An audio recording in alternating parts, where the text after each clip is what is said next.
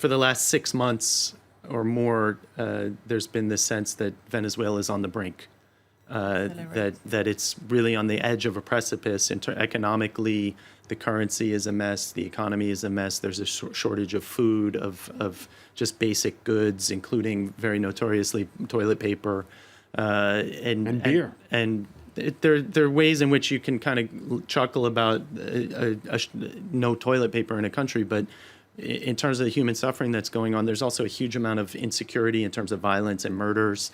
The homicide rate has skyrocketed, and what the problem is twofold. One is that Chavez was really the originator of not necessarily seizing power as a dictator, but just messing with the mechanisms of democracy so that he had all the power. Creating referendums for lengthening terms, constitutional amendments, creating almost like parallel sets of governments so that almost for this very scenario where if the parliament is if the opposition wins parliamentary elections, there are local militias and local councils in the neighborhoods that he transfers power, that he can transfer power to.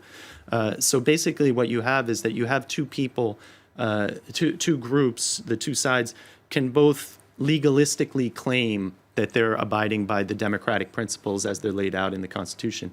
The one question I have, though, is that Chavez really did create a wake behind him, both in Venezuela and also in the region. He had a lot of emulators and was very popular in the region. The tide has completely turned against that, whether in Argentina, Brazil, which was a different model, but the impeachment of Rousseff has weakened the left.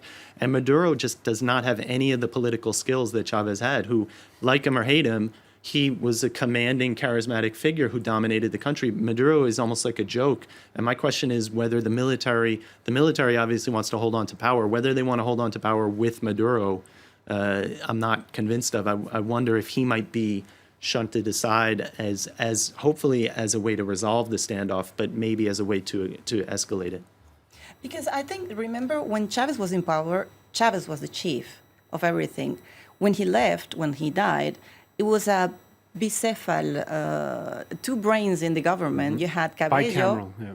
You had Diosdado Cabello, who was hitting all the military side, and Maduro. So they were working together, even if Maduro was the front of the government.